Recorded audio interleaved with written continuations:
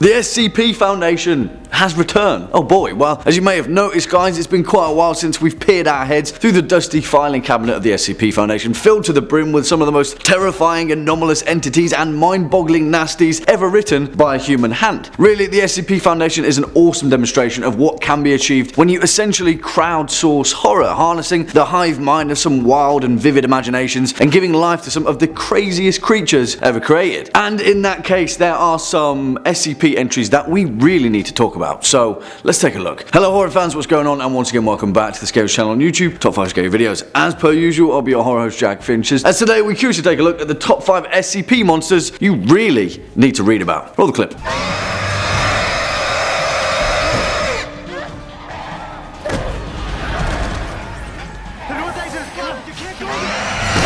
For the curious amongst you, of course, that clip was from 2012's horror extravaganza, The Cabin in the Woods, which coincidentally has become the perfect cinematic description for detailing the SCP Foundation as a whole. Also, it's an awesome movie, so yeah, any excuse really. And even more also, but if you're scratching your head thinking, what the hell is an SCP Foundation? Then please take a look at our Lore Explored video where we take a much deeper dive into the head canon, and all will be revealed later. Hopefully anyway, let's begin, shall we? Kicking off at number 5, SCP-2490. Now, whilst it is certain that there are literally thousands upon thousands of vile and terrifying creatures lurking in the confines of the SCP Foundation, thankfully for us there are also a whole host of brave and capable personnel trying their utmost to keep them all at bay. For fans of the Foundation, then I'm sure you'll all be aware of the many mobile task forces that have since been detailed, who make up incredibly capable special forces that specialize in these anomalous entities and risk their life, limb, and their own sanity in battling the forces of cosmic evil. But this entry, 2490, yeah, this one has something to say about that, essentially subverting the safety of what a mobile task force is meant to deliver, and instead hope to high heaven that will never be stalked by this horrifying hunter. That's only if you work in the SCP Foundation, though, by the way, civilians, so yeah, you've got other stuff to worry about. As the record states, SCP-2490 refers to a modified human being believed to previously have been Chaos Insurgency Special Operative Alpha-19, who has long since stalked countless Foundation employees throughout the 20th century. The thing is though, 2490's head is composed of a single oblong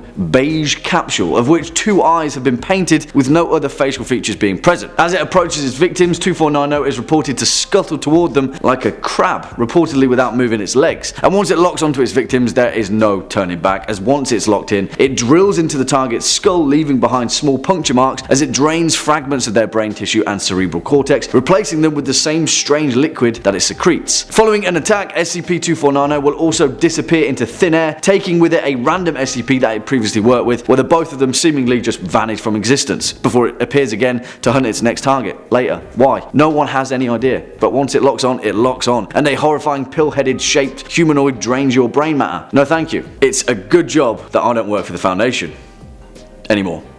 Swinging in at number 4, the Diva. And it's no secret that over here at Top 5 Scary Videos, we love ourselves some ancient civilizations and long buried mysteries of time forgotten. It just goes without saying really, and if that's the particular flavour that you're looking for here, then look no further than this report on a horrifying, cannibalistic, theocratic civilization, the Diva, otherwise known as SCP-140, which thankfully for us, isn't exactly a monster per se, but instead a book about a monstrous civilization that also desires to return to our world if it had the chance to. You see, SCP-140 manages to portray so many horrifying creatures and creations that if they ever were real, then we'd probably need an entire other Foundation just to contain them. So let's count our lucky stars that they're not real, right? And instead it's just some haunted, cursed book passed from curious historian to curious historian, who are then driven mad by the ancient blood magic bound by the ink.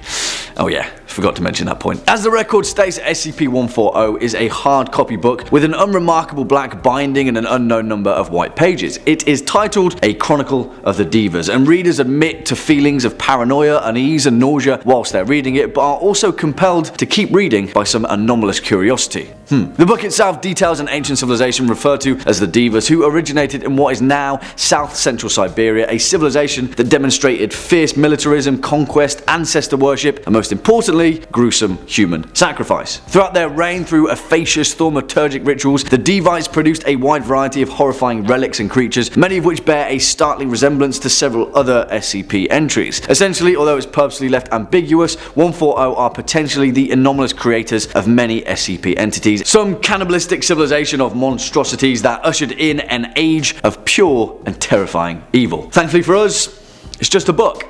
Right? Right? Next up at number 3, SCP-1461. And who needs just one single monster when you can have an entire English manor full to the brim with them? Well, 57 of them to be precise. The sole inhabitants of the House of the Worm that would make any horror movie wince at the thought of roaming through its decrepit corridors in fear of being cannibalized by these poor helpless machine men souls of sorts. Yeah, the basic premise for SCP-1461 is pretty damn harrowing, actually. Essentially, as the record states, 1461 is an English manor built roughly around the year 1890 that came to the attention of the Foundation back in November of 1941 after the dwelling and its sub-level facilities just vanished out of thin air. However, after an 11-day period of its absence, it rematerialized back into the world, although as you may imagine, it was changed somewhat. You see, as the Foundation discovered, the manor was owned by an undisclosed World War I veteran who, after being injured during the Battle of the Somme, returned back to England with an incredibly nihilistic view of society. There, essentially, he went mad and he reorganized his staff members into a bizarre cult that worshipped a creature known only as the Worm. And yeah, it gets worse, because as the record continues to reveal, in the confines of the manor, SCP-1461 contains approximately 57 humanoid entities, which through an unknown process have been augmented with a series of crude mechanical implants of an otherwise unknown origin. Each of them have been uniquely augmented with metallic teeth and claw-like protrusions from their hands, giving them lethal close-quarters combat abilities. The majority of them have reinforced spinal columns, and nearly all of them have had their organs replaced with prosthetic equivalents. As you may imagine, they appear to possess little to no higher brain function or even retain any sense of their self, and instead they act entirely on canine levels of instinct and intellect. Within the confines of the manor, they build easily hidden and defensible nests and spend their time roaming the anomalous corridors, hunting for scraps of food or even cannibalizing the flesh remaining on the other 56 of their counterparts. And not only that, but it's also theorized that the house itself is controlling them through some anomalous means, and yeah, as if SCP-1461 wasn't already terrifying enough. Coming in at number 2, SCP-701. And of course, what better way to combine our shared passions for the horror form than to highlight the SCP Foundation's own version of a pretty iconic anomaly in its own right. Essentially, to cut a long story even shorter, SCP-701 is the Foundation's version of the Yellow King, but in classic SCP Foundation manner, this one is equally terrifying in its own right. Let me introduce you to the Hanged King, the last thing you ever want to see if you somehow find yourself watching an anomalous theatre production. Yeah, the brilliance behind this Foundation entry is that it takes the essence of fear that was laid out in Robert W. Chambers' remarkable cosmic horror novella The King in Yellow and brings with it a facelift of a much more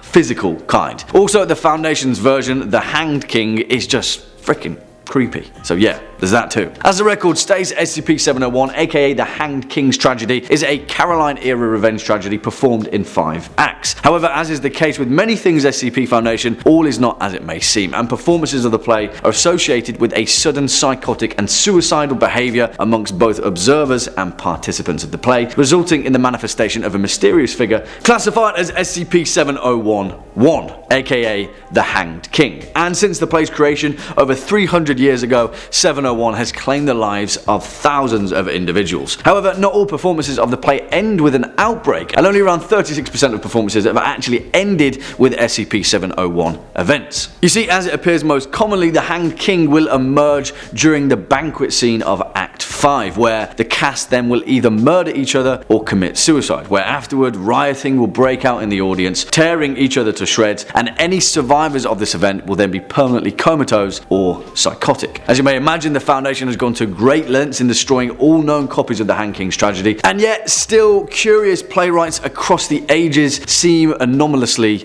drawn to it. Yeah, not gonna lie, but this one is one of my favourite SCP entries of all time. So in that case, give it a read. And finally, coming in at number 1 spot, the Vastness of Savi. And talking of my favourite SCP entry of all time, this one is exactly that. Really, although this is a case study and part of a wider grouping of texts in the Foundation known as the Sarkic Cult, the Vastness of Savi are my favourite all-time entry of the SCP Foundation, and I would implore anyone that hasn't yet taken a look at it to read it, because if it's anomalous ancient practices you're looking for, steeped on top of some remarkably well-written fictional anthropology, combined with a surreal and bizarre depiction of a cult of people that would make both The Wicker Man and Midsummer blush, then please read this entry. If you know anything about the wider canon of the Foundation, then you'll know that there are 2 groups of ancient religions known as the Sarkics and the Mechanites that have been at war for time forgotten. Also, side note, read about them too if you haven't, because they're equally complex and terrifying. One facet of the former religion though with the Sarkics is that they're obsessed with bioorganic matter, otherwise known as the flesh. Some of them are entirely evil, hell-bent on homogenizing organic matter into one single pile of nothingness, but a particular tribe of them, otherwise known as the vastness of Savi, are completely different. Now, I can't really do this piece of literature justice in such a small segment, but the matter of fact and incredible attention to detail in this document exemplifies exactly what is so compelling about the SCP Foundation as a writing project. As it states, the vastness of Savi are a group of indigenous Finno-Ugric people that inhabit the Arctic area of Sapmi, a region which encompasses northern Norway, Sweden, Finland, and the Kola Peninsula of Russia. Now, at first glance, these Vasa are no different to the local Sami people, but when you peer closer, holy moly, these guys are an entirely different type of curious. The thing is, what the Vasa seem to exemplify is taking the horror concept of using human flesh as a vessel for inspiring fear, but then somehow it makes it convincing, which is a really weird feeling. Honestly, this case study is so damn convincing that you'll find yourself drawn to an indigenous group of people that worship flesh so much so that they construct entire buildings out of it. And after reading it, strangely enough, you may want to join them. It's like the ending of Midsummer, just with more reason.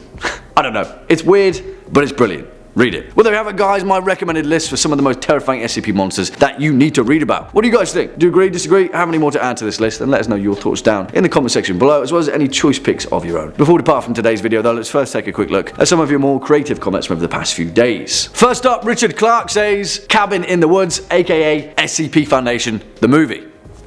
See what I mean? And also, on that point, the trailer for 096, the first independent SCP Foundation feature-length movie, dropped a few days ago, and it actually looks pretty damn good, so check it out. And finally, Enzo Felipe says, talk about a blast from the past, Jack. Hawthorne Heights, thank you so much for reminding me about them. Do I dare have an early 2000s Screamo night? Senses fail, Thursday. Who else shall I add to this nostalgic playlist? From Autumn to Ashes, Scary Kids Scaring Kids, The Fall of Troy, Armor for Sleep, Thrice, and finally, the greatest ever underappreciated Screamo band of the 2000s, Boys Night Out. Thank me later. And on that note, unfortunately, that's all we've got time for in today's video. Just stick around all the way until the end. If you were a fan of this video, or just top 5 scary videos in particular, then please be a dear and hit that thumbs up button, as well as that subscribe button, and I'll be seeing you in the next one. As per usual, I've been your horror distracted. You should be watching top 5 scary videos, and until next time, you take it easy.